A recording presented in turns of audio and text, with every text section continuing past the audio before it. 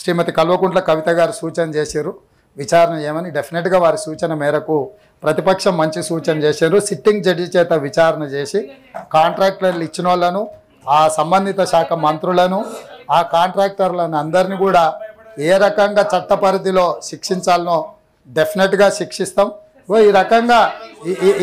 ఈ రకంగా ముందుకొచ్చి ప్రభుత్వానికి సహకరిస్తే డెఫినెట్గా చేస్తాం. సిట్టింగ్ జడ్జి చేత విచారణ చేస్తామని మా పెద్దలు జీవన్ రెడ్డి గారు చెప్పిండ్రు.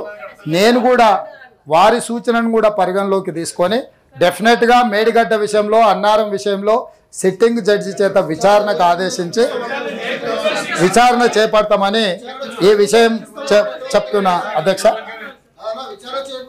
ప్లీజ్ రాజుగారు please please please please please please అదే కూర్చోవయ్యా.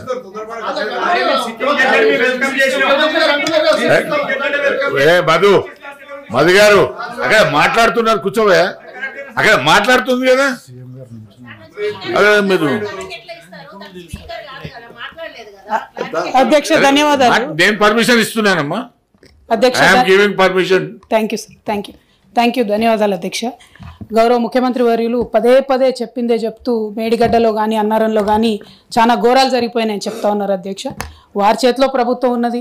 టెక్నికల్గా నిపుణులు చేయాల్సినటువంటి పని ఎమ్మెల్సీలను తీసుకుపోవడం, ఎమ్మెల్యేలను తీసుకుపోవడం అదే టూరిస్ట్ స్పాట్ కాదు కదా సార్.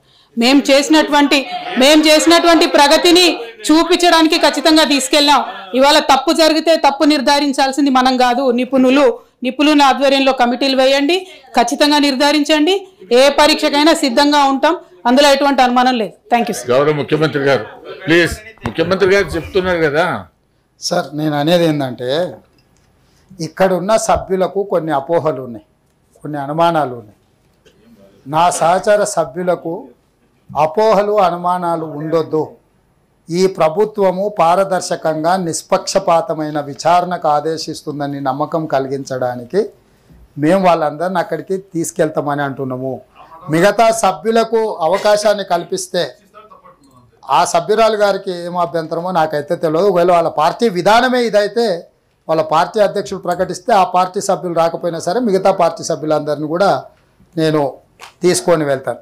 ఏ విచారణ అయినా విచారణ తర్వాత విచారణలో తేలిన అంశాల ప్రాతిపదికన కారణం ఎవ్వరని తెలిసిన తర్వాతనే భారత రాజ్యాంగంలో శిక్ష ఉంటుంది. నచ్చితే నజరానా, నచ్చకపోతే జుర్మానా విధానం ఈ ప్రభుత్వంలో ఉండదు. గతంలో ఏమన్నా అట్లాంటివి ఉన్నా ఇప్పుడు అట్లాంటివి జరగవు. కాబట్టి ఎవరు భయపడాల్సిన పని లేదు, ఆందోళనతో కుంగిపోవాల్సిన అవసరం లేదు. నిష్పక్షపాతమైన విచారణ చేసి చర్యలు తీసుకుంటాను. మీ ద్వారా సభ్యులకు నేను మాటిస్తున్నాను. అదేవిధంగా పెద్దలు జీవన్ రెడ్డి గారు ఒక కీలకమైన అంశాన్ని లేవనెత్తినారు. తెలంగాణ ఉద్యమంలో ఇది కూడా ఒక ఉత్ప్రేరకము. నిజాం ప్రారంభించిన చక్కెర కర్మాగారాలు రకరకాలుగా సమస్యలను ఎదుర్కొని మూతబడి హామీలు ఇచ్చిన వాళ్ళు కూడా అది అమలు చేయకపోవడంతో ఎన్నికలలో చేదు అనుభవాలు చూసి వీటన్నిటిని చూసినాం. నా పాదయాత్ర సందర్భంగా అక్కడ రైతులను వారి నాయకత్వంలో కలిసినాము. మా ప్రభుత్వము నిజాం చక్కెర కర్మాగారాలను తిరిగి ప్రారంభించడానికి కట్టుబడి ఉన్నది.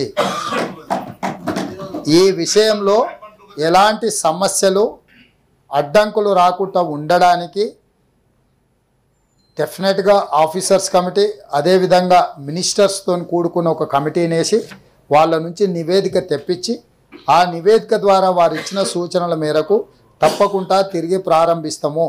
ఇది మా ప్రభుత్వం యొక్క గ్యారంటీ. గతంలో ఇచ్చినాం, ఇప్పుడు కూడా ఆ గ్యారంటీ కట్టుబడి ఉన్నాం. మేనిఫెస్టోలో కూడా మేము స్పష్టంగా చెప్పినాం సార్. అది ఎందుకంటే ప్రజాస్వామ్యయుతంగా ఎన్నికైనటువంటి క్రితం ప్రభుత్వాలను చాలా దారుణాతిదారుణమైనటువంటి రీతిలో గవర్నర్ గారి అడ్రస్లో పొందుపరచడం జరిగింది సార్. ఆ పదాలను డెఫినెట్గా అన్పార్లమెంటరీగా ఉన్నాయి, వాటిని తొలగించాలని చెప్పి I want to press the amendment sir unless the government comes forward to request. Endukante this is the first day unless honorable CM requests, we will not withdraw sir, because he has to be responsible. The language used in yesterday's governor's speech is not acceptable to our party and people of Telangana also sir. చెప్తారా ముఖ్యమంత్రి గారు? ఎలియమ్స్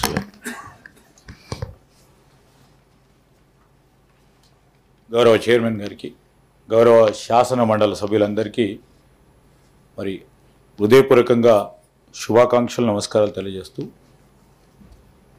గౌరవ శాసన సభ్యురాలు లేవనెత్తిన objection శాసన మండలి సభ్యురాలు లేవనెత్తిన అంశం విషయంలో వారికి కూడా తెలుసు, వారికి ఉన్న అనుభవం అట్లా గవర్నర్ గారి స్పీచ్ అధ్యక్ష, అది గవర్నర్ గారి స్పీచ్కి సంబంధించి అంటే వారి అభిప్రాయంలో అది కఠోరంగా ఉందని వారి అభిప్రాయం.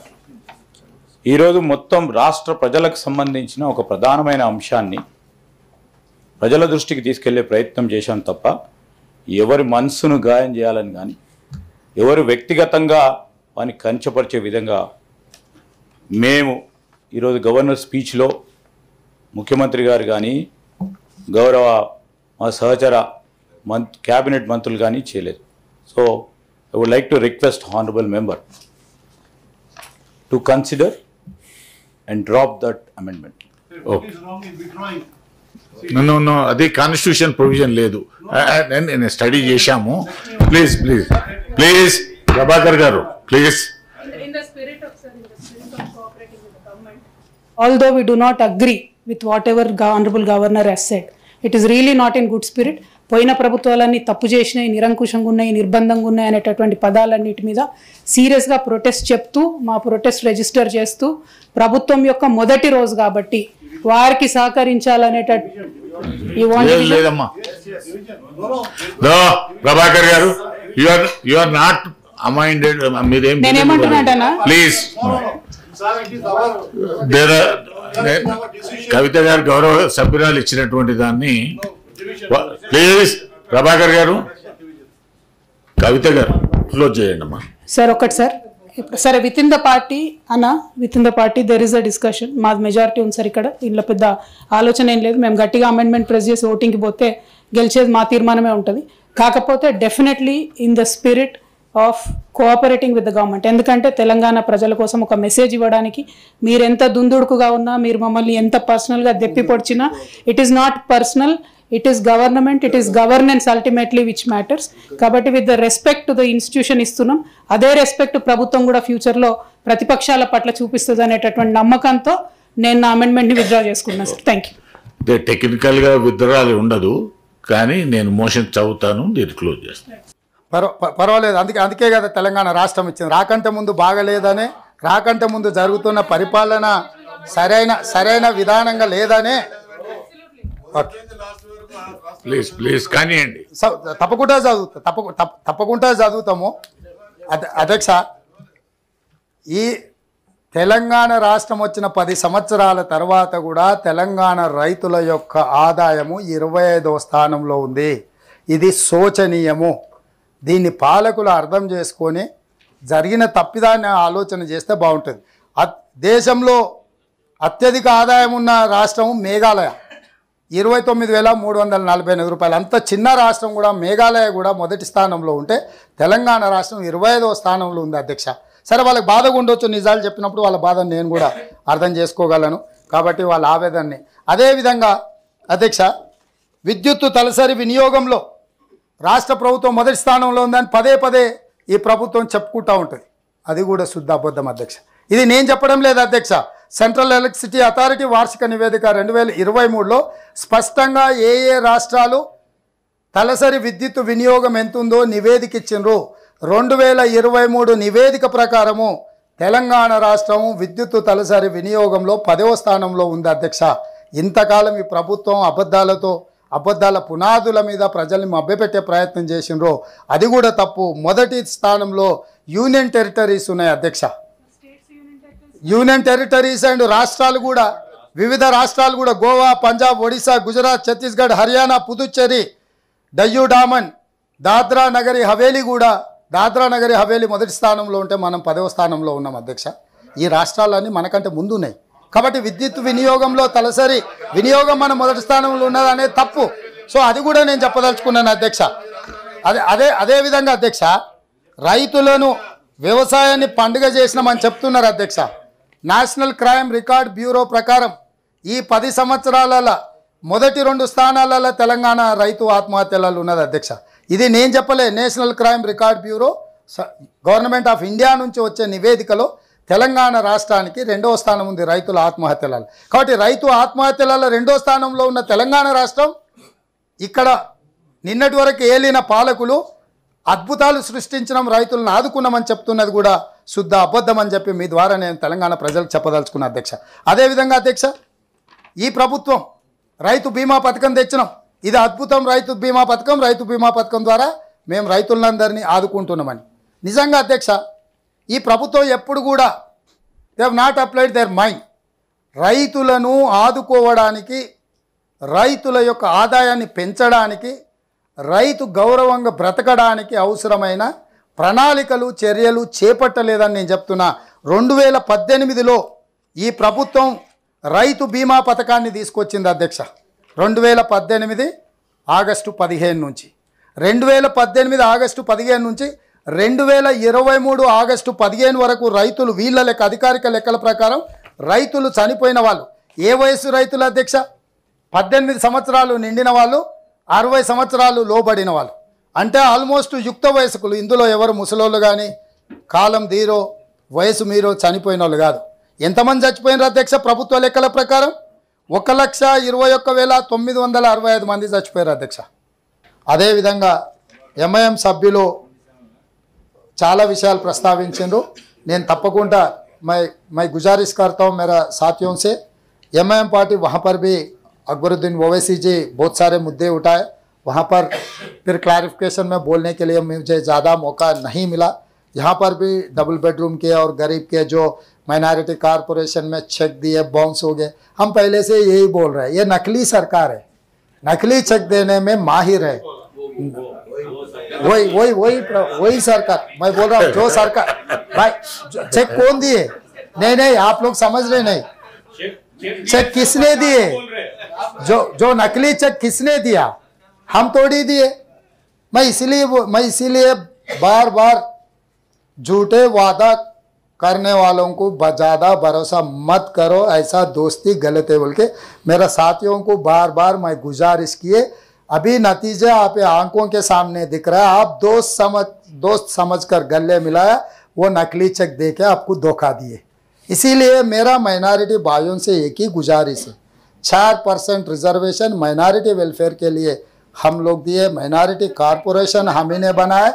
आगे भी जो चेक्स आपको मिले बाउंस हो गए बराबर ज़रूर वो पूरा डिटेल मैं ले लेता हूँ. मेरा पेशी में भी एक माइनॉरिटी वेलफेयर को देखने के लिए एक आईपीएस सीनियर आईपीएस ऑफिसर को हमारा पेशी में हम ले लिए. आपको जो भी मुद्दा है अभी नहीं, कभी भी ज़रूरत पड़े तो 10 to 7 बजे तक, 10 बजे से लेकर 7 बजे तक वो दफ्तर में बैठेगा. आप लोग जो भी आम जनता के लिए, गरीब लोगों के लिए जो भी मुद्दा उठाए, यहाँ सरकार गरीब लोगों के लिए काम करने के हम तैयार है. अब जो भी लाए हम पूरा, अब जो मुद्दे उठाए जो डबल बेडरूम के बाकी के चीज़ों में हम वेलकम कर रहे.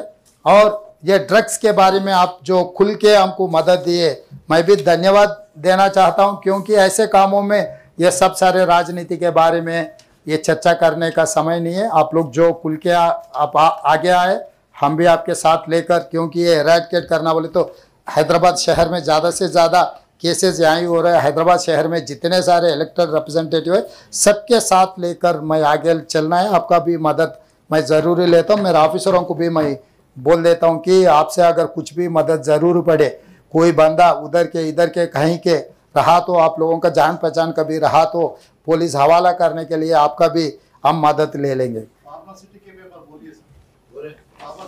बोलते सर अभी बहुत सारे हैं. अभी क्लैरिफिकेशन के बारे में जो वो मुद्दा उठाए वो बात करेंगे.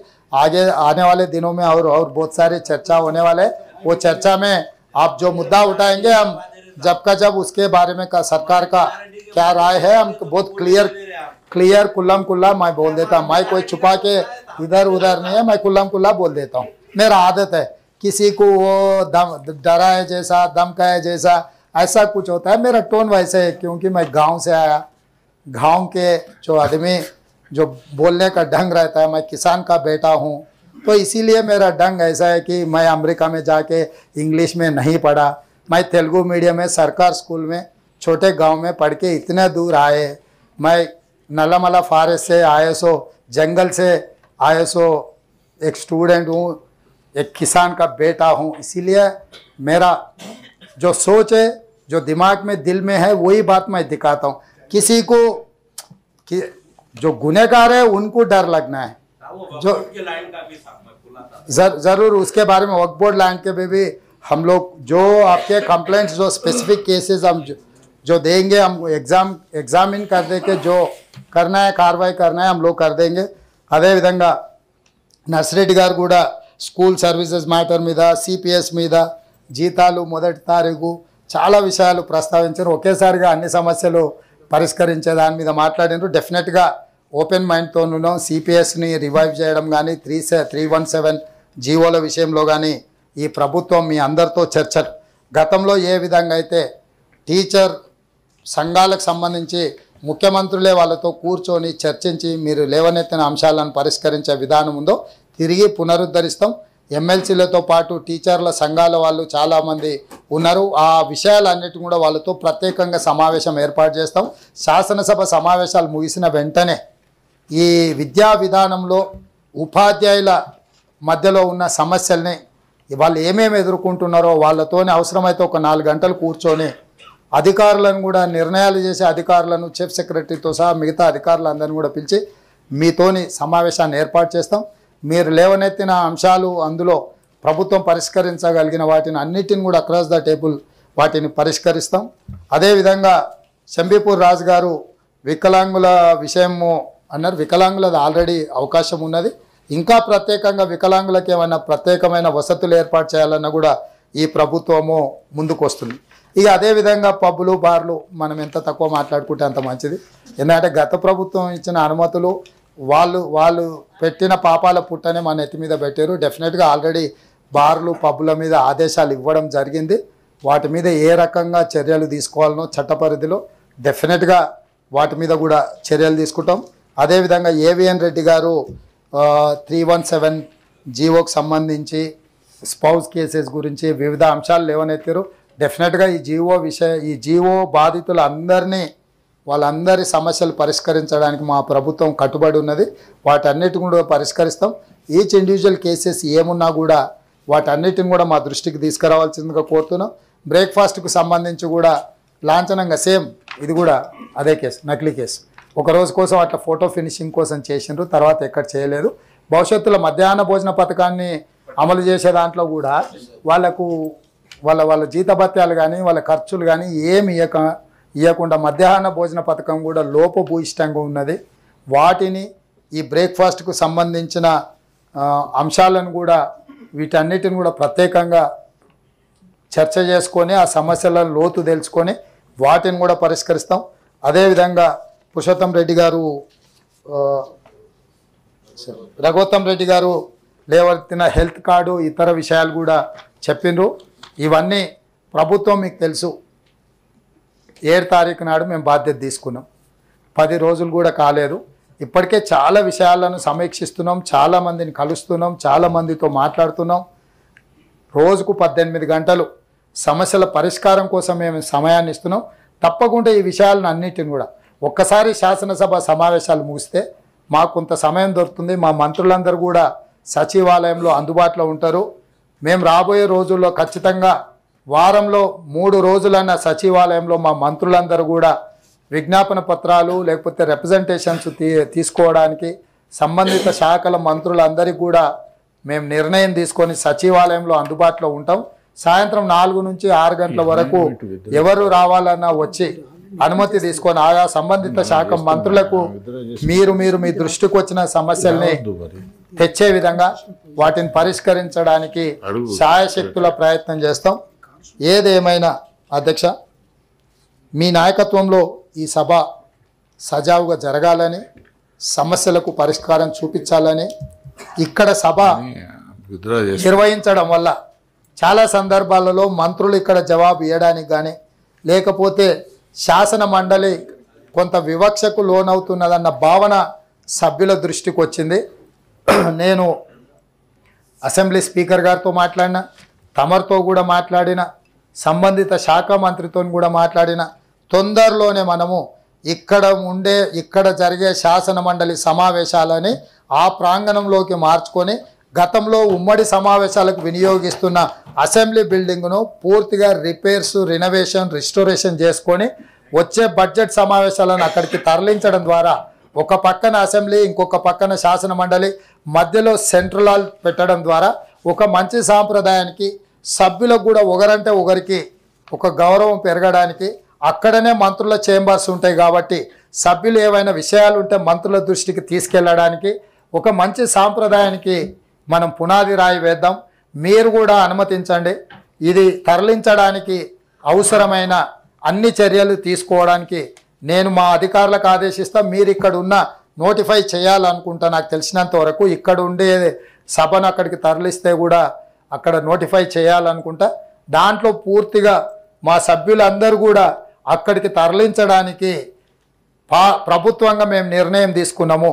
మీరందరూ కూడా మీ ఆమోదం తెలిపితే వచ్చే బడ్జెట్ సమావేశాల లోపే అక్కడికి తరలించుకుందామని చెప్పి నేను మీకు విజ్ఞప్తి చేస్తున్నా. మీరు అందరూ ఒప్పుకుంటే ఈ కార్యక్రమాన్ని ముందుకు తీసుకెళ్దాం. మా చీఫ్ సెక్రటరీ గారికి, మా అధికారులకు కూడా నేను తక్షణమే ఆదేశాలు ఇస్తాను. దీన్ని అమలు చేసి ఒక మంచి సాంప్రదాయాన్ని నెలకొల్పడానికి. నేను మళ్ళీ చెప్తున్నా, మనము ప్రజలు ఎన్నుకున్న ప్రజాప్రతినిధులము. మనం పాలకులం కాదు, మనం సేవకులము. వాళ్ళ సమస్యలు ప్రతి ఒక్కరు వ్యక్తిగతంగా వెళ్ళి వివిధ శాఖలతో కానీ వివిధ సంస్థలతో మాట్లాడలేరు కాబట్టి మనకు బాధ్యత ఇచ్చిండ్రు. మీరు ఏది ఉన్నా సమస్యలను లేవనెత్తడానికి ఎప్పుడైనా రావచ్చు. సమస్యల్ని పరిష్కరించడానికి ఈ ప్రభుత్వం ఓపెన్ మైండ్తో ఉన్నది. ఈ పరిపాలనను సజావుగా ముందుకు తీసుకెళ్ళి సంక్షేమ రాష్ట్రంగా, అభివృద్ధి రాష్ట్రంగా దీన్ని తీర్చిదిద్దుకుందాం. మన భవిష్యత్ తరాలకు ఒక మంచి సాంప్రదాయం. ఎందుకంటే గతంలో చుక్కా రామయ్య గారు, ప్రొఫెసర్ నాగేశ్వర్ గారు, చాలామంది మేధావులు ఇక్కడ సభ్యులుగా ఉన్నారు. వాళ్ళతో పాటు నాకు కలిసి పనిచేసే అవకాశం వచ్చింది. నేను మొట్టమొదట ఈ సభలకే వచ్చిన. నాకు ఈ సభ మీద ప్రత్యేకమైన అభిమానం ఉన్నది. ఎందుకంటే నాలాంటి యంగ్స్టర్కి ఓ 15-16 సంవత్సరాల క్రితమే అవకాశం వచ్చి ఇందులోకి వచ్చి కొంత నేర్చుకోవడానికి అవకాశం వచ్చింది. కొత్తగా వచ్చిన సభ్యులకు కూడా నా సూచన, ఆ రోజుల్లో మేము ఏదైనా అంశం మీద చర్చ ఉందంటే రాత్రి మొత్తం ప్రిపేర్ అయ్యేటోళ్ళం, చదువుకునేటోళ్ళం. ఒక్కోసారి నేను ఈ సభకు వచ్చేటప్పుడు ఉదయం డైరెక్ట్గా రాత్రంతా చదువుకొని డైరెక్ట్గా తయారై ఒక్క నిమిషం కూడా నిద్రపోకుండా ప్రిపేర్ అయ్యి డేటా కలెక్ట్ చేసి అంశాలను తీసుకొచ్చి ఇక్కడ ఉండి ప్రభుత్వాన్ని ఇరుకున పెట్టడమే కాకుండా ప్రజలకు సహాయం అందించే విధంగా చర్చలలో మేము పాల్గొన్నాం. ఆ అనుభవమే ఈరోజు నాకు చాలా అంశాలలో ఉపయోగపడ్డది. నేను కూడా సభ్యులకు మీరు లేవనెత్తే అంశాలకు తప్పకుండా చైర్మన్ గారు మీకు అవకాశం ఇస్తారు. మనం పొలిటికల్ యాంగిల్లో మాట్లాడితే చైర్మన్ గారు అయినా సమయం ఇవ్వలేరు. మాకైనా మేము జవాబుదారీతనంతో మీకు సమాధానాలు ఇస్తాము. ఆ విధంగా ఒకరికొకరు సహకరించుకొని ఒక మంచి సాంప్రదాయాన్ని ఈ శాసన మండలి ద్వారా, ఎందుకంటే ఇది పెద్దల సభ, మనకు వయసు తక్కువ ఉన్నా లేకపోతే అనుకోకుండా మనకు అవకాశాలు వచ్చినా దీన్ని సద్వినియోగం చేసుకోవడం ద్వారా రాజకీయ పరిణతిని ప్రదర్శించాల్సిన బాధ్యత మన అందరి మీద ఉన్నది. మా ప్రభుత్వం ఆ దిశగా సహకారం అందిస్తుంది, ముందుకు వెళ్తుందని తెలియజేస్తూ సెలవు తీసుకుంటాం. గౌరవ ముఖ్యమంత్రి గారు శాసన పరిషత్తు పాత అసెంబ్లీ భవనాల్లోకి మార్చాలనేటువంటి నిర్ణయం గతంలోనే కూడా ఒకసారి మనం తీర్మానం కూడా చేసినాము.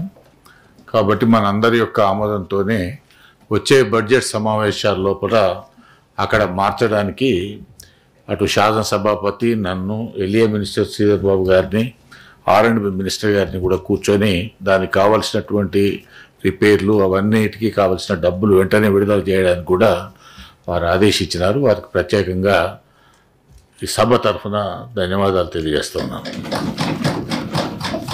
There are 3 amendments moved by the Srimati Kalvakuntla Kavita Garu to the motion of thanks and governor address. They are before the house. వారికి నేను రిక్వెస్ట్ చేస్తే వారు విత్డ్రా చేసుకుంటా అని చెప్పారు.